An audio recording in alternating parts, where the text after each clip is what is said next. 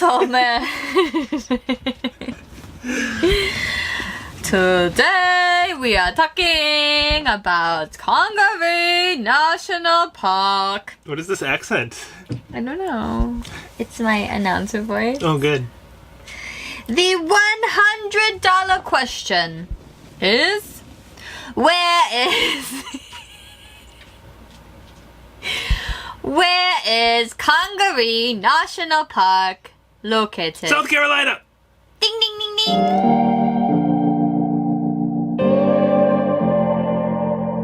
So we're playing fetch with Wendell and talking about Congaree National Park. So we left Michigan in October and we began making our way to Myrtle Beach for Christmas. You know all this already because you watch all our videos. And like we said in our New Year's resolution video, We want to slow down. yeah, because that was way too fast. I mean, we saw a lot of things. We were moving once a week, every Monday. Every Monday was a for moving day. about 8 weeks. Yeah. And we were tired.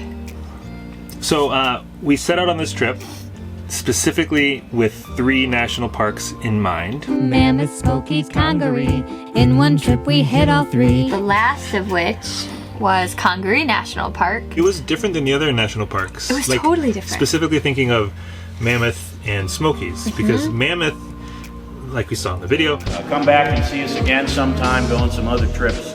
But if your travels don't bring you here, make sure you're visiting your other national parks. Thank you. Head on out. Had a lot of people and was very lots of tours a day. So there's lots of things going on. Yeah, even for the one cave tour we did, there was 8 separate times that day. Yeah. Just for that one tour. And then Smokies is the most visited national park in the United States. Is it really? We were there in a slow season, so it wasn't packed, but it Yeah. still had a lot of activity. We were there in November. I mean, even just the size of it alone. How many visitor centers are there in Smoky Mountain National Park? It's 3, right? 3 or 4? Some number that's larger than 1. Yeah, 3 or 4 official visitor centers. I'm not sure. And then how many visitor centers are there in Congaree National Park? 1 itty bitty visitor center. And 2 parking lots. We both really liked the slower pace of Congaree because it kind of matched our energy level after all of our travels. Yes. Congaree doesn't have a ton of hiking trails, but they definitely have enough to showcase the best features that make Congaree a national park, like the super tall cypress trees. They're huge, and they're super bony cypress knees. Yeah, the cypress knees were fascinating. What is this?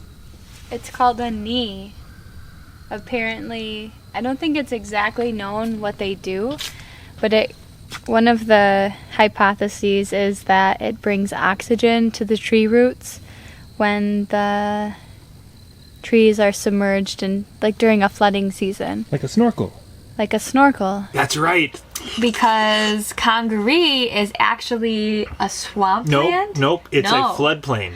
Oh, Congaree is a floodplain. People think it's a swamp because it used to be called Congaree Swamp, but it's not a swamp, it's a floodplain. That's right. I can't tell you the difference, I just know there is one.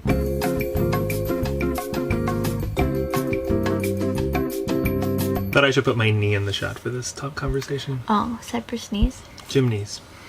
So, one other thing we noticed was the energy of the area. And for me personally, I don't know about you, but for me personally, that was the first time being in the South Carolina region that I had seen cotton fields. Was that for you too? I think it might have been, yeah. Driving through, you just see them on both sides of the road all the way there. But it obviously brings up the origins of those fields and the ways in which they were, maintained. Yep.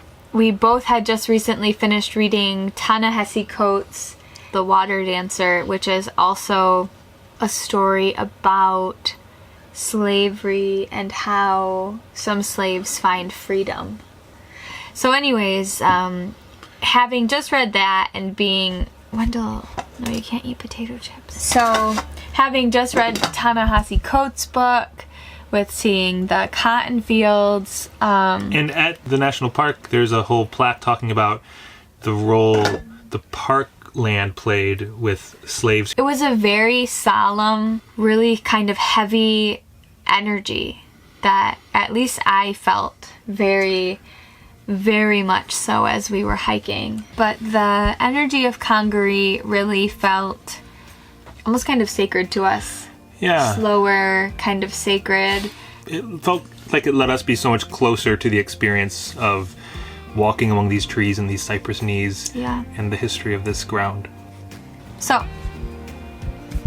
Congaree was an amazing experience, and like any of the national parks we've been to, it is a place we would go again and again and again, and living this lifestyle has made us really grateful. I think especially grateful for the times we can explore the national parks. That's definitely one of my favorite parts about full-time Airstream living. Oh, Mammoth Cave. Mammoth Cave. So we're going to just leave you with some of Congaree National Park. It's gorgeous and beautiful, and the last few minutes of this video is just going to be our best way of trying to invite you to experience the beauty and slowness. I didn't lint roll the cat hair off of me. Hope you can't see that. And if you've been to Congaree, let us know and tell us what you thought about it. If you haven't been to Congaree, add it to your list and then let us know when you get there so we can bond over how amazing it is. Alright, friends. Until next time, stay jolly.